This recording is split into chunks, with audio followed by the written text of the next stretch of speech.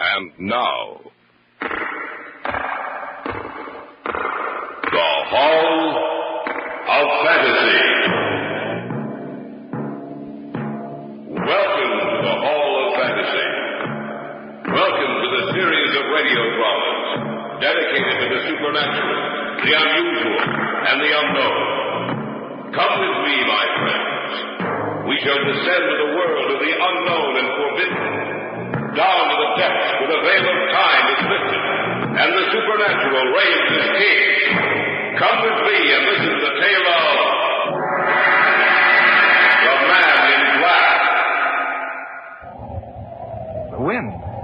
Where did it come from? It is always there when he wants to speak to me. It is the sound of his voice. You're not serious about this man, are you? Take it as you will, my good sir. Put your own interpretation upon the words I have spoken.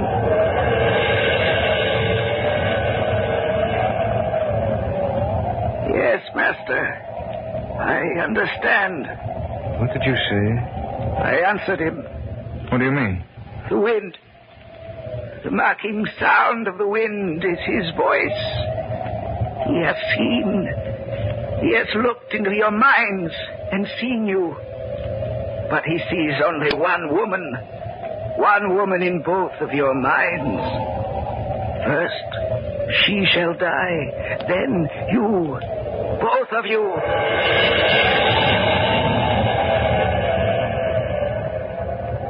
Yes, master. I hear and obey.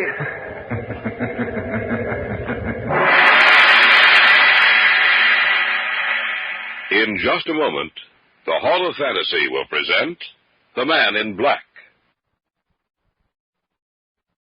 And now for our story. An original tale of fantasy by Richard Thorne entitled The Man in Black.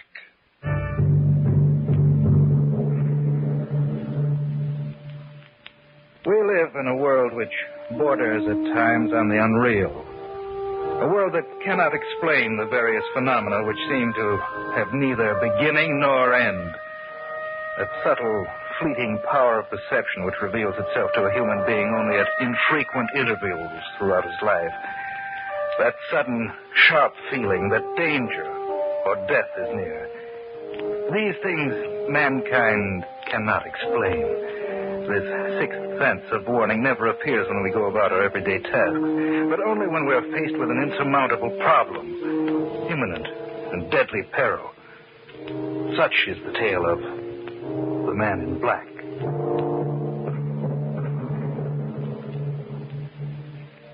It was a cool, quiet night. That night it began. For some reason, Brian had insisted that we take a stroll in the park.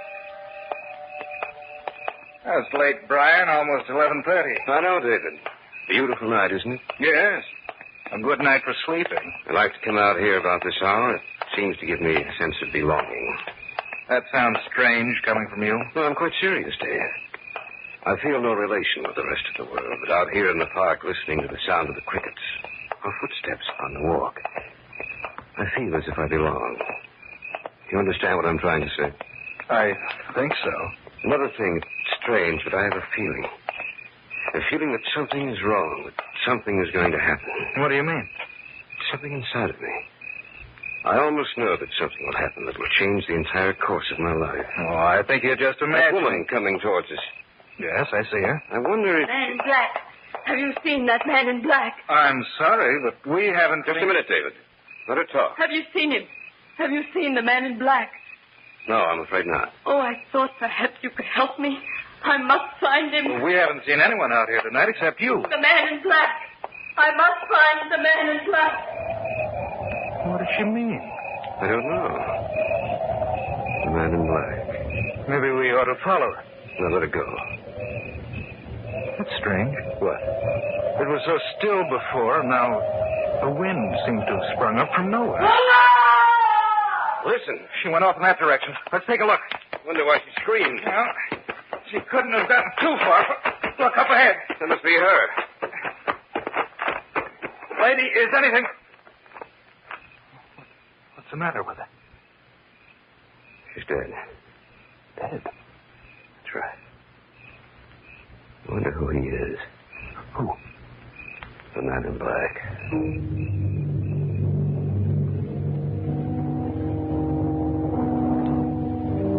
We called the police and told them everything we knew.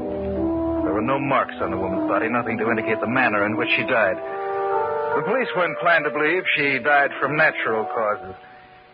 But Brian and I felt there was something behind her death that concerned the man in black. I didn't see Brian for almost 2 weeks. At the end of that time, I received a call from Carol Deming, Brian's bride-to-be. Hello? David, I hope I didn't disturb you. Oh, of course not, Carol. David, Brian wants you to come to dinner tonight. Any particular reason? I think so. And what is it, do you know? No, I'm not sure. David, I'm frightened. Brian's been so strangely mysterious lately. He seems obsessed with only one idea. Something about a man in black.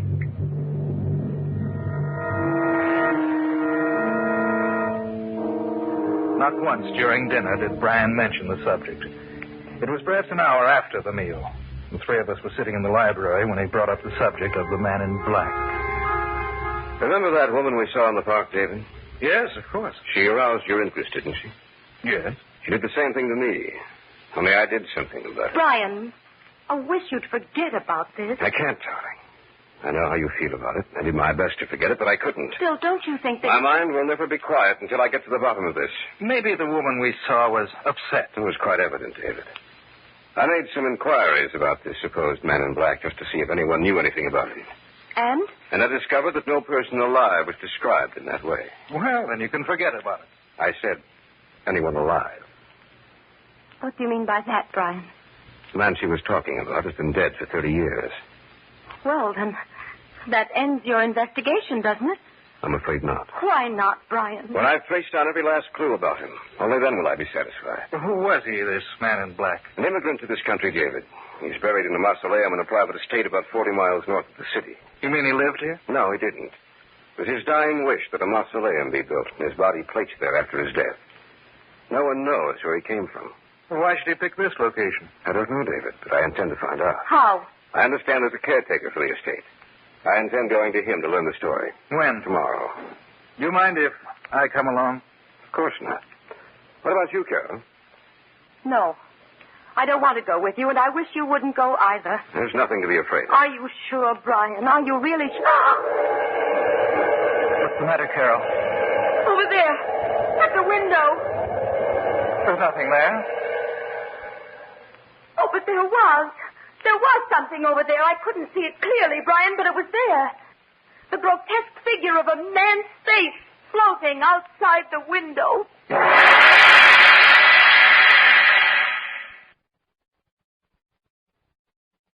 Back now to our story. An original tale of fantasy by Richard Thorne entitled The Man in Black. Neither Brian nor I saw anything outside the window, and we put it down to Carol's imagination.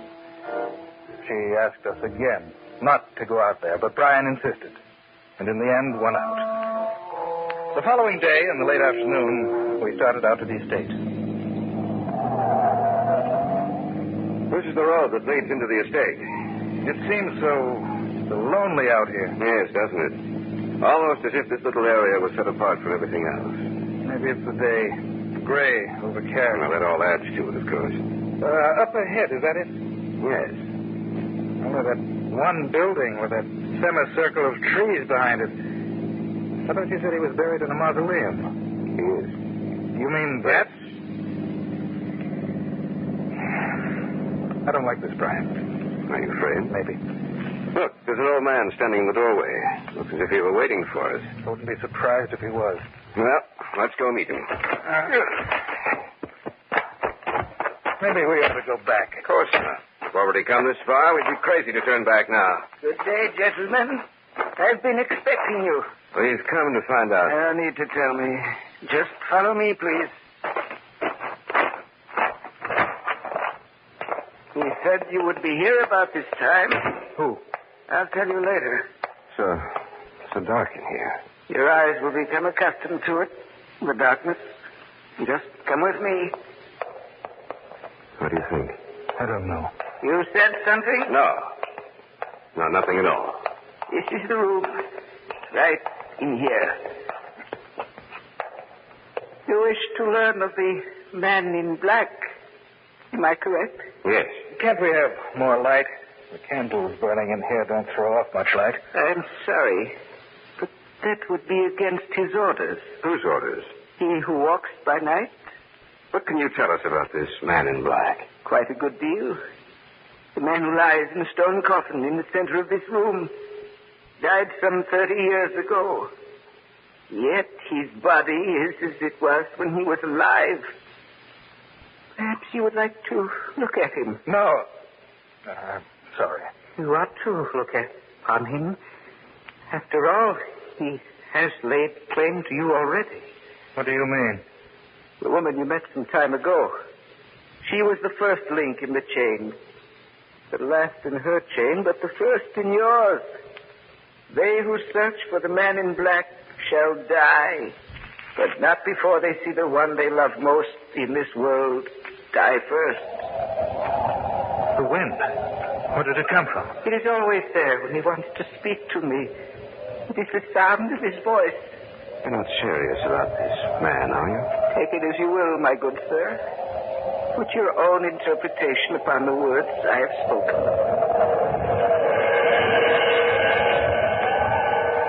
Yes, master. I understand. What did you say? I answered him. What do you mean? The wind. The mocking sound of the wind is his voice. He has seen. He has looked into your minds and seen you.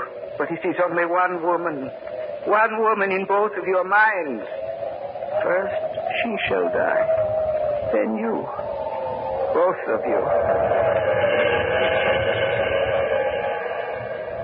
Yes, master.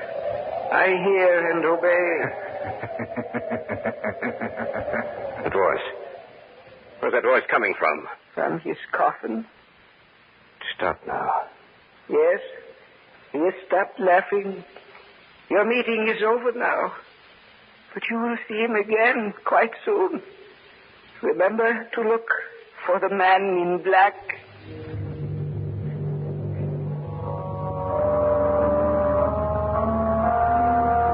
The old man showed us out of the mausoleum. So cold and lifeless. So frightening to behold. We sat silent for some minutes as we drove back. But then Brian broke the unnatural quiet. I didn't know you felt that way about Carol. Oh, he was mistaken, Brian. You're not a very convincing liar, David. It's true, isn't it? Yes. I'm sorry. Forget it. All right. What do you think? About the story the old man told us? I hope he's crazy. What if he isn't? Then I don't know. I just don't know. When we get back to town, Dave, we'll pick up Carol and head for my place. Why? Strange, but something tells me that what the old man said was true.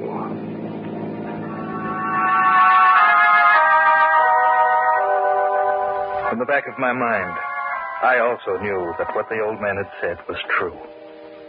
What bothered me was that we knew we were doomed to die, but not from which direction death would come, nor what form it would take.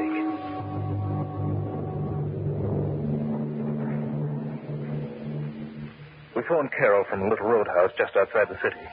She was waiting for us when we pulled up in front of the apartment building in which she lived. From there, it was only a short drive to Brian's place. And that's the story, Carol. I can't believe it. You know, sitting here in your house, Brian, with the lights on like this and everything so normal, I find it difficult to believe myself. Perhaps we were mistaken, Brian. Maybe nothing will happen. You really believe that, David? I'm trying to. Just a minute. What time was it when you were out there? Oh, it must have been about 5. Why? Well, maybe it was my imagination, but just about that time, I heard someone laughing.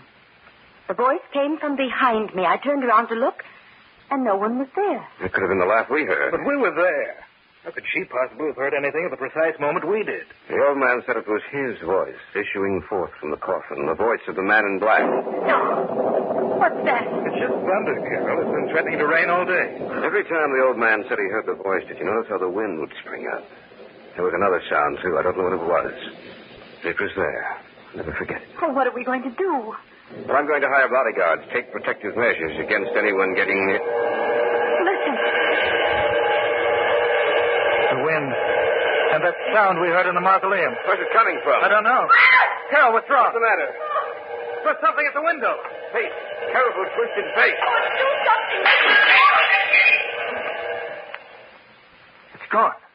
The window's broken. It was looking in at us, watching the three of us. And those eyes. Those terrible eyes. I'm afraid, Brian. Brian, you have to do something before it's too late.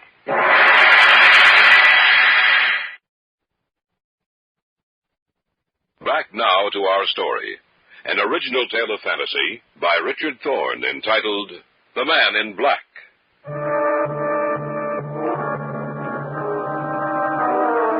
A moment before, the three of us had been witness to an amazing and terrifying sight. For outside the window, we had seen a face, distorted and twisted. The fire burning in its eyes bespoke death. I'm afraid, Brian. Brian, you have to do something before it's too late. Was that the same face you saw before, Carol? Yes, only now it was much clearer. What are we going to do, Brian? Maybe we should call the police. They probably wouldn't believe us. When I used a detective agency a few months ago, I'm going to call them.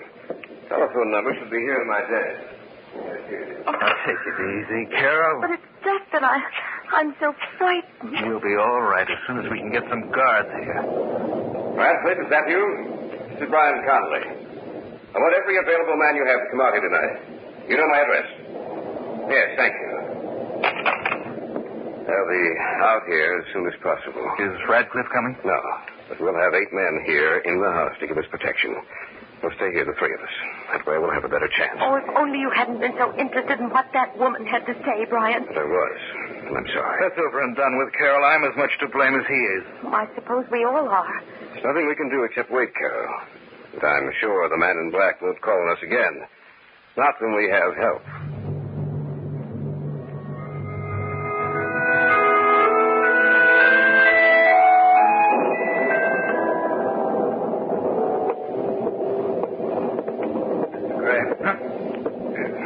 Yes.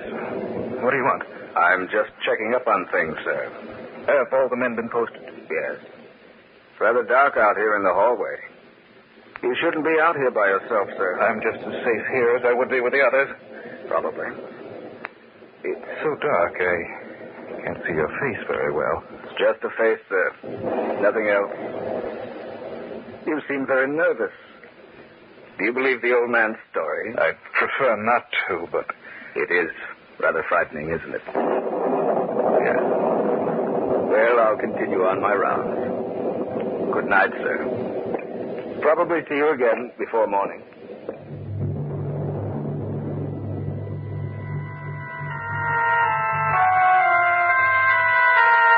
The guard somehow disturbed me.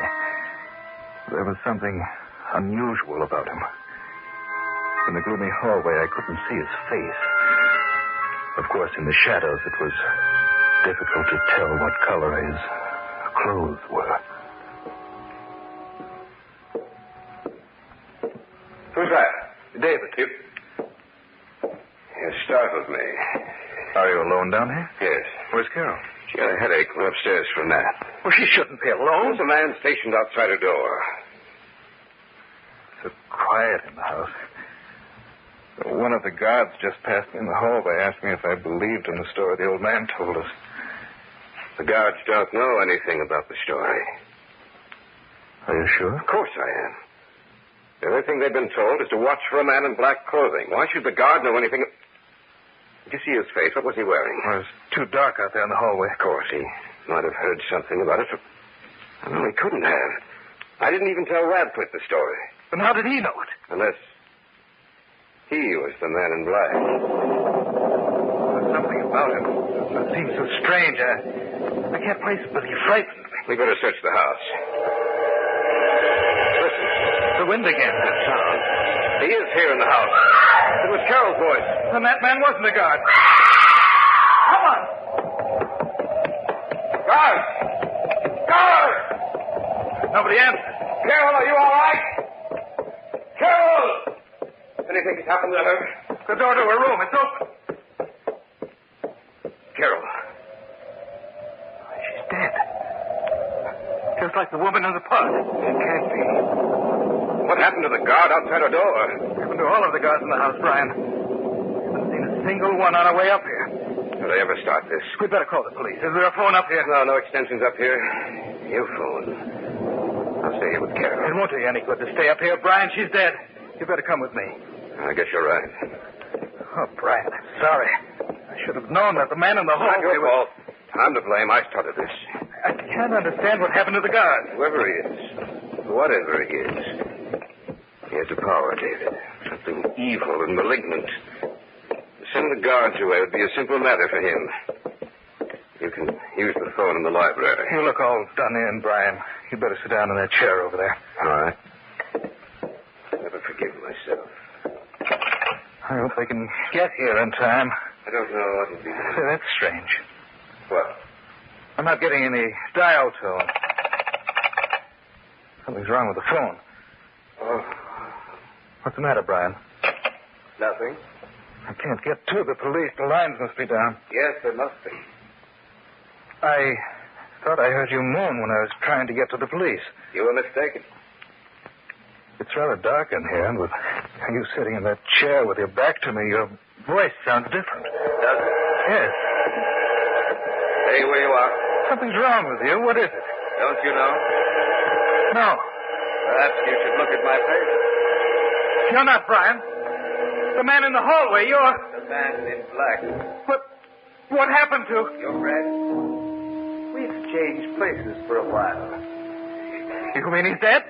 That's correct. As you will be soon. Don't come any closer to me. Are you afraid? Why don't you run? I can't move. Now, you see him. The man in black, face to face. And now, you die.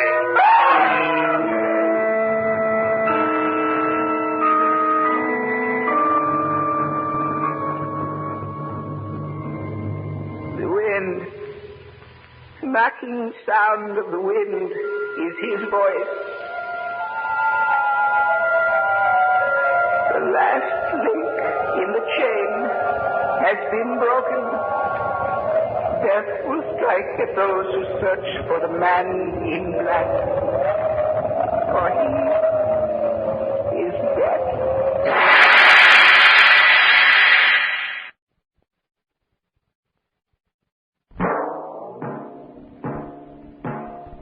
So runs tonight's tale of the unusual, the terrifying, the unknown.